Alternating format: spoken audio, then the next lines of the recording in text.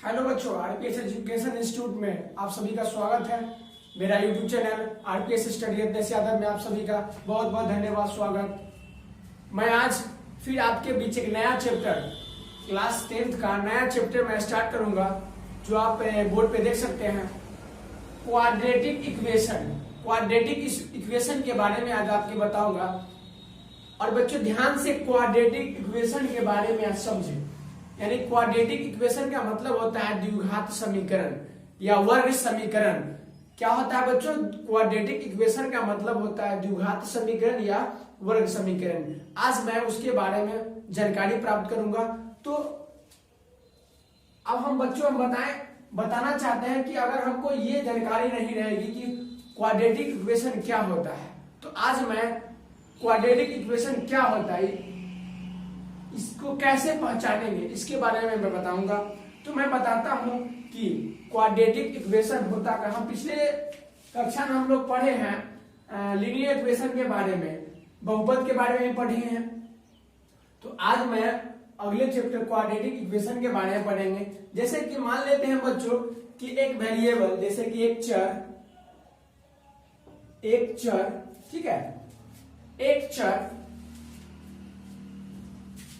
ax² plus bx plus c is equal to 0, यानी ax² plus bx plus c is equal to 0 और a is not is equal to 0। इसका मतलब हुआ कि a 0 के बराबर नहीं है, जहां रियल नंबर a, b और c एक रियल नंबर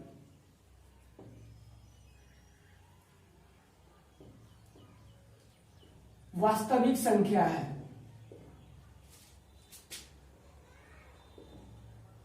क्या है? यानी कि एक चर ax² plus bx plus c is equal to 0 के रूप में है, जहां a is not is equal to 0 है, जहां a is not is equal to 0, यानी कि a 0 के बराबर नहीं होगा। अगर a 0 के बराबर हो जाता है तो हमारा ये क्वाड्रेटिक इक्वेशन होगा ही नहीं, क्योंकि a पूरा 0 हो जाएगा। लेकिन यहाँ तो चर कह रहा है कि ax² plus bx plus c is equal to 0 और a is not is equal to 0। अगर a 0 के बराबर हो गया तो ये हमारा हो जाएगा बहुपद हो जाएगा, क्योंकि 0 के बराबर हो गया। यहाँ तो हम पढ़े क्वाड्रेटिक इक्वेशन वर्ग समीकरण के बारे में।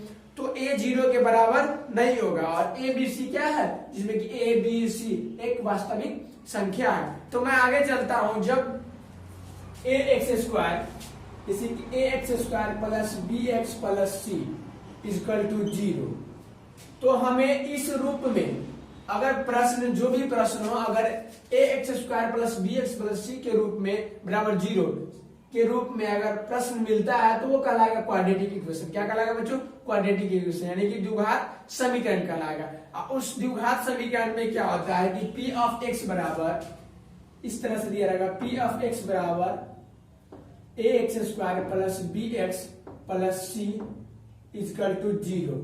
तो यहाँ a बराबर जो होता है a is not equal to 0 होता है। a is not equal to 0, इसका मतलब वो कहलाता है क्या है? Quadratic equation. जब a is not equal to 0 दिया गया है तो यह एक तरह से बहुपद का जनरल फॉर्म, यानी कि स्टैंडर्ड फॉर्म, जनरल फॉर्म जो होता है व्यापक रूप कहलाता है। वो क्या कहलाता है? व्यापक रूप कहलाता है या मानक रूप कहलाता है। ठीक है, जो a is not equal to 0 वो मानक रूप कहलाता है, बहुपद का मानक रूप कहलाता है।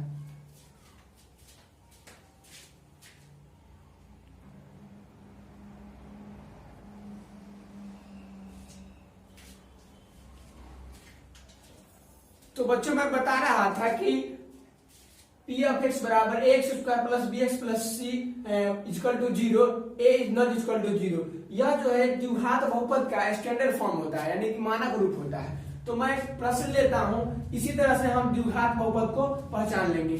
अगर इसका मान लेते हैं कि ax² plus bx plus c बराबर 0 है, तो ax², अगर इसका जो चर का जो डिग्री है अगर 2 नहीं रहे, जैसे कि हम एक प्रश्न है, अगर रहे 3x प्लस 2, तो ये बहुपद कहलाएगा। ये क्या कहलाता है? बहुपद कहलाता है, ये पोलिनोमियल कहलाता है। और जब इस पर ही एक डिग्री आ जाता है 2, तो ये द्विघात बहुपद कहलाते हैं। तो यही हमारा द्विघात बहुपद है। ax square plus bx plus c equal to 0 के रूप में अगर कोई भी प्रश्न होता है वो द्विघात बहुपद कहलाते हैं, यानी क्वाड्रेटिक इक्वेशन कहलाते हैं। तो इसी तरह हम आप अगले क्वेश्चन, जैसे कोई क्वेश्चन मिलेगा आपको बुक में बच्चों, क्वेश्चन मिलता है कि अगर रहेगा क्वेश्चन है x प्लस 2 के होल स्क्वायर बराबर 2x प्लस 3 के होल स्क्वायर। अब आपको हमको तो ये इस तरह से नहीं लग रहा है, x square plus bx plus c equal to 0 के रूप में तो ये नहीं है। तो आप कंफ्यूज हो जाएंगे, आखिर ये 0 के रूप में नहीं है तो ये द्विघात बहुपद कैसे होगा? ये तो द्विघात बहुपद नहीं होगा। नहीं, इसको हम तोड़ेंगे, इसको हम बनाएंगे। अब बनाने के बाद इस रूप में लाना होगा, इस रूप में आता है तो क्वाड्रेटिक इक्वेशन कहलाता है। जैसे कि देखिए हम तोड़ेंगे अभी, ये क्वेश्चन है बच्चों a प्लस बी के whole square, A square plus 2ab plus B square, तो 2 के स्क्वायर 4 हो जाएगा। उसके बाद देखिए a square plus 2ab plus B square. अब जो है बी स्क्वायर 3 3 9, एक स्टेप हम आगे कर दिए हैं। तो एक्स स्क्वायर इसको अब इधर लाएंगे हम, या उसको उधर ले जाएंगे। X square plus 2x plus 4 minus 4x square plus 6x minus 9 बराबर 0 हो गया। जब वहां आया तो 0 हो गया। अब देखिए एक्स स्क्वायर में से 4x square minus 3x square, 2 में से 6 कटेगा, 2 और 6 को जुट जाएगा, प्लस है तो इधर सॉरी मैं यहाँ पे गलत है, माइनस होगा। 2 में से 6 गया था माइनस 4x, 4 में से 9 घटेगा तो हो जाएगा माइनस 5 इक्वल टू 0। अब इसमें से माइनस हम कॉमन ले लिए, माइनस कॉमन ले लिए, या इधर माइनस से ही गुना कर देंगे 0 में। तो माइनस कॉमन ले लिए तो हो जाएगा यहाँ पे 3x square plus 4x minus 5 बराबर 0। और 0 माइनस से माइनस खत्म हो जाता है, 0 होता है तो 3x square plus 4x minus 5 equal to 0। तो बच्चों ये देखिए आप कि ax square plus bx plus c equal to 0 के रूप में आ गया। तो ये क्या हो गया? क्वाड्रेटिक इक्वेशन हो गया। ये क्या हो गया बच्चों? क्वाड्रेटिक इक्वेशन हो गया। अब मैं बच्चों बताता हूं कि इसी प्रकार से आपके एनसीईआरटी बुक में बहुत सारे क्वेश्चन होंगे और उसको हमको डील करना होता है।